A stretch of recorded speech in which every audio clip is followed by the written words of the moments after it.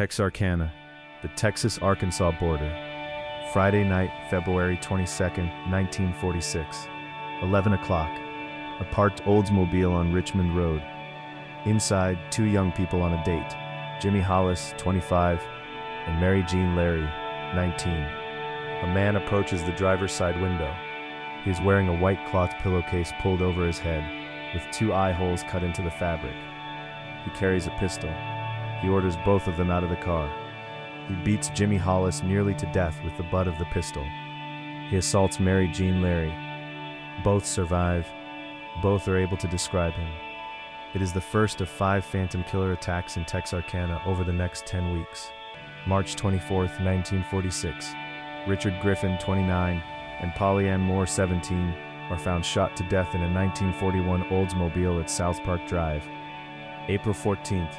Paul Martin, 16, and Betty Jo Booker, 15, are found shot to death at a country crossroads outside Texarkana after a high school dance. May 3rd. Virgil Starks, 36, is killed in the kitchen of his own farmhouse, 10 miles outside the city. His wife, Katie Starks, in the bedroom, is shot in the face and survives. 5 killed, 3 wounded, all in 10 weeks. The killings stopped completely after May 3rd, 1946. No further attacks are ever made. The case is handed to Texas Ranger Captain N.T. Lone Wolf Gonzaullas. Gonzaullas runs the investigation for 2 years and never closes it. The phantom killer is never identified. 3 theories survive the 79 years since. The first, a serviceman returning from the Second World War. Tens of thousands of American GIs were returning to civilian life in 1946, some with combat trauma, all with weapons training. Several documented post-war crime sprees in the same era were committed by recently discharged servicemen. The second, a traveling drifter. Texarkana sat on the main rail and highway lines between Dallas, Shreveport, and Little Rock. A transient who arrived in February and left after May 3rd would explain the abrupt stop of the attacks. The third, a local. One person based in Texarkana, working alone, who knew exactly which Dirt Lovers Lane turnoffs would be deserted on a Saturday night. Modern researchers of the case, most notably James Presley, in his 2014 book The Phantom Killer, converge on a specific name. We will reach it in evidence 3. 3 pieces of evidence. Evidence 1, the back road locations. Every attack happened at a specific Texarkana dirt back road or remote farmhouse, locations that only a local would know. The Phantom did not choose his sites at random. He chose them from a personal map of where young couples parked on Friday and Saturday nights. Evidence 2, the stolen car trail. A series of car thefts rooted in Texarkana, traced back to a single career car thief.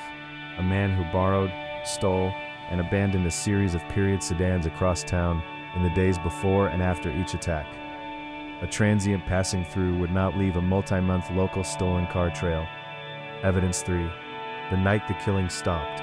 The attacks end on May 3rd. Then, that summer of 1946, a 29-year-old Texarkana career car thief named Youell Swinney is arrested on an unrelated stolen car charge.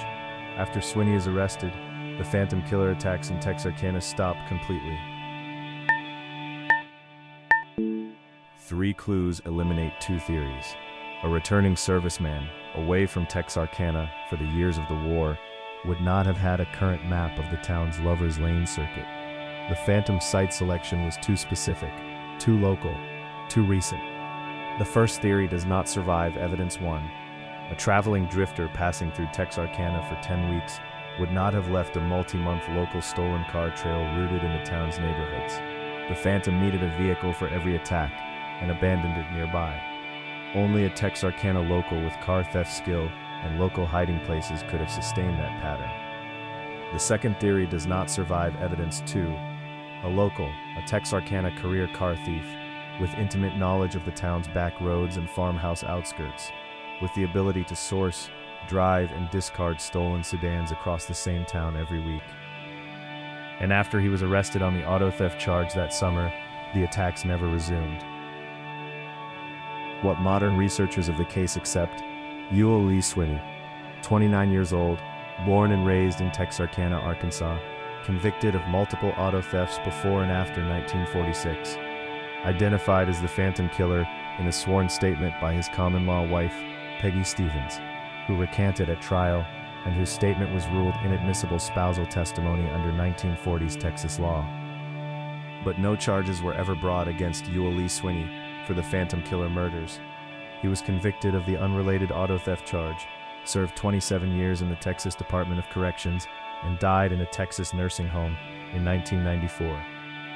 The Texarkana, Arkansas Police Department has never closed the case. It remains officially open. 79 years later, 5 victims. We name them: Richard Griffin, Polly Ann Moore, Paul Martin, Betty Jo Booker, Virgil Starks. 3 survivors. We name them too: Jimmy Hollis, Mary Jeanne Larey, Katie Starks, the only 3 people who ever saw the Phantom and lived. None of them lived to see his name spoken in court. Next time on Quiet Hours. Philadelphia, February 25, 1957. A young boy aged 4 to 6 is found dead in a cardboard bassinet box in a wooded area of Fox Chase. His identity is unknown for 65 years.